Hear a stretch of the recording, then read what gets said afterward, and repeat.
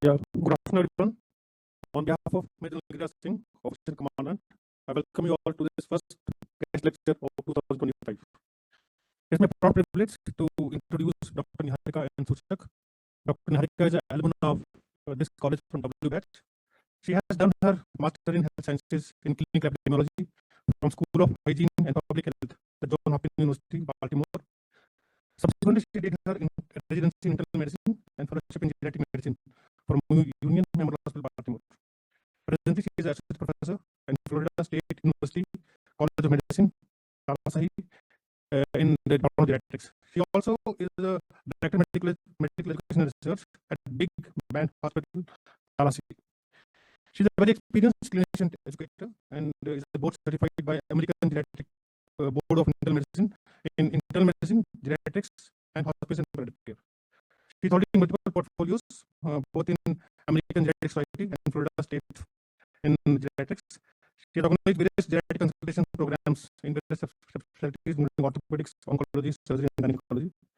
She has won various prizes, including Clinician of the Year Prize in 2012 and Outstanding Senior Faculty Educator of the Year by Florida State in 2016. Today, she will be talking on a very pertinent topic, which actually will be important for all the specialties, which is personal centered genetic care using 4M's framework, advancing towards age-friendly health system. I request Dr. Niharika to please give a lecture. Thank you.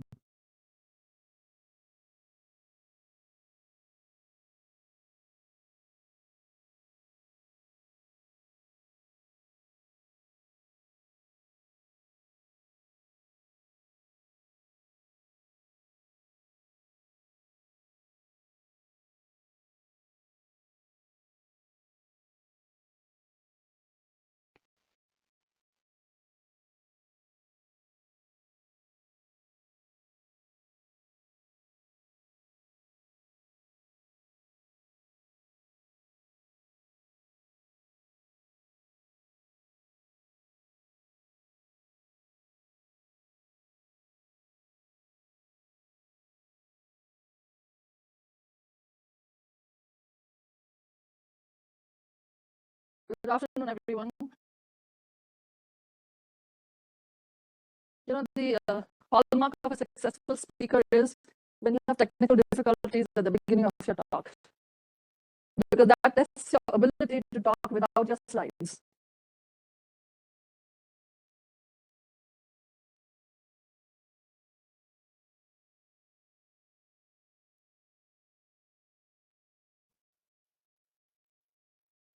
So this is not the most important slide here. This is the most important slide regarding my introduction. So I first want to just thank our commandant, our dean, our department of genetic medicine, the faculty and staff in the department, and all of you for allowing me to be here. It's an honor and a privilege. So geriatrics. So I work and live in the United States, and professionally, we have to have one slide that mentions your financial disclosures. So this is the usual genetic slide that says I have no relevant financial disclosures, which means I'm not paid by pharma. I don't have direct interest in commercial companies.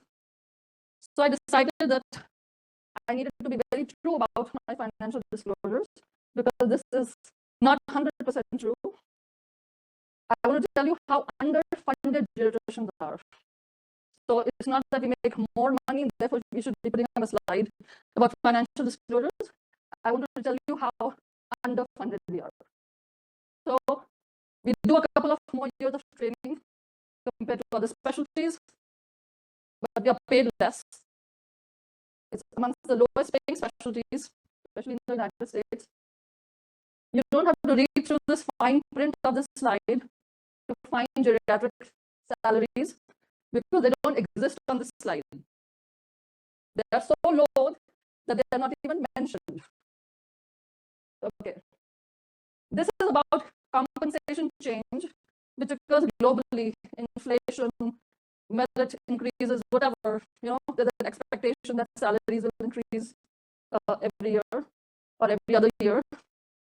That arrow tells you that geriatrics is close to the bottom of the list for change or increase in compensation. So then why are we geriatricians in geriatrics?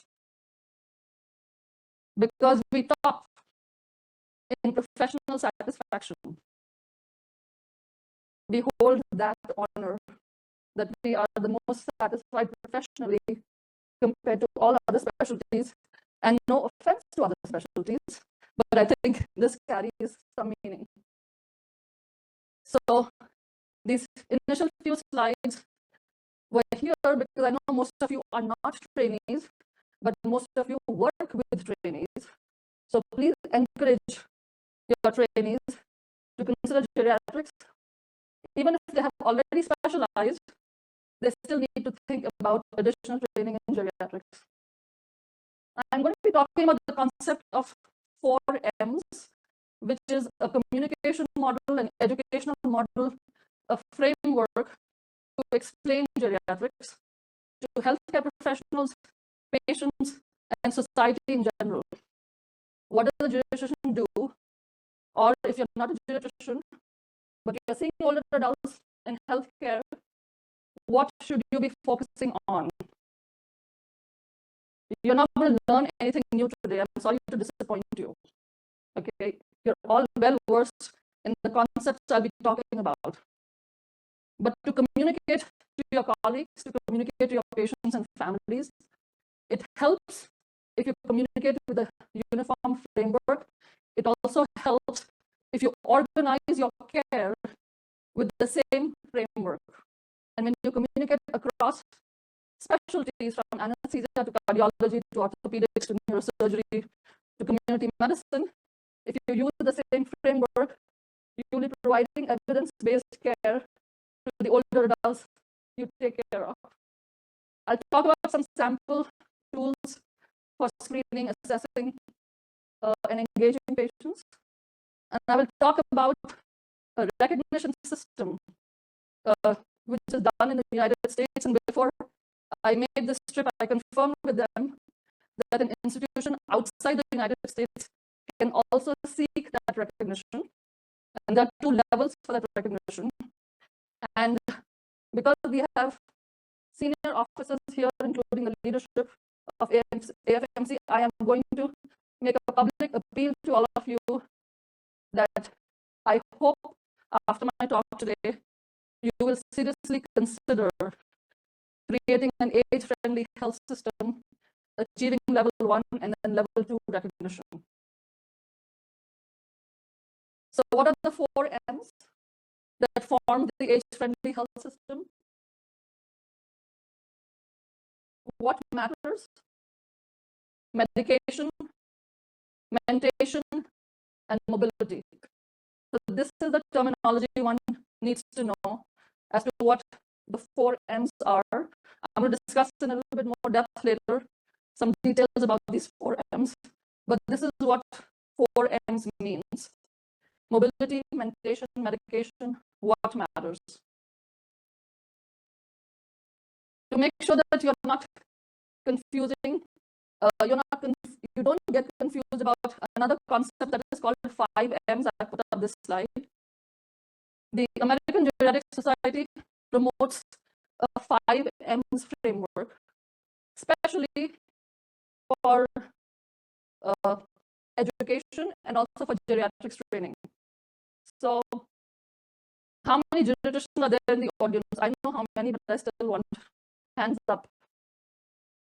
1, 2, 3, 4, 5, 6, 7, 8. Okay. So any one of these 8 could actually present this talk. It is just that they are very sweet and kind and gracious to me to allow me to do this. So this entire presentation is meant for 97% of you who are in the audience to get to know a little bit about 4 M's. The difference here is this would be helpful for people in geriatrics training or who are practicing pure geriatrics, geriatricians, because they also have to deal with the fifth M, which is multi-complexity and multi-morbidity, which means the intersection of multiple chronic illnesses and the intersection of biopsychosocial factors, the reason why patients get referred to geriatricians. So we're going to come back to the 4 M's. So there were 3 entities: the John Hartford Foundation, the American Hospital Association, and the Catholic Health Association of the United States that got together to describe the 4 M's framework and promote it. And what it wants to do, essential evidence-based practices, it wants us to follow it with the intent of causing no harm to the patient. Because one thing we are very good at is promoting interventions, but what we are not good at, and when we say we, I include myself and the general healthcare system, is personalizing, customizing care for older adults. And lastly, aligning with what matters to the older adult and the caregiver. Often, we don't ask the older adult what they want. Erroneously, we think they don't know what they want, or they're not qualified to tell us what they want, because we are thinking of the disease. We're not thinking of the person. We are excellent at treating diseases, but sometimes we forget that we are treating the person. And why is it so important in geriatrics? Why are we focusing so much on geriatrics? Any pediatricians here in the audience? Anyone from pediatrics?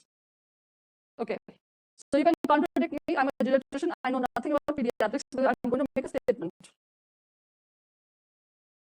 If you look at a group of relatively healthy young children, you expect that they will achieve their milestones in a relatively similar time frame.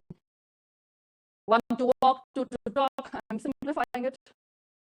But if you look at a group of relatively healthy older adults, I can guarantee you that that will not happen. So a relatively healthy 8-year-old, maybe with a couple of stable chronic illnesses, if you see them in your office, it does not mean you know everything about all 8-year-old with the same 2 chronic illnesses, because it's a very heterogeneous population. Each person is very different from another person, even though they may have the same age, the same biological sex, and the same medical conditions. We all age differently. That is why person-centered care is very important for this population. So what is required to become an age-friendly health system? So when I come to you with this appeal, and I'm encouraging you to think about this seriously for the future of the Armed Medical Corps and the great services they already offer and how you can add this, let's see what is required. Providing a set of 4 evidence-based elements. These are high-quality care elements. They are branded or communicated as 4 M's, and they pertain to the care of older adults. So, identifying core issues. These 4 M's address the most common core issues in older adults. Then focusing on the older adults' wellness and strengths. Often we focus on the losses the patient may have had. We need to remember to focus on their strengths, and we need to capitalize on that. The 4 M's framework is applicable regardless of the disease a person has, regardless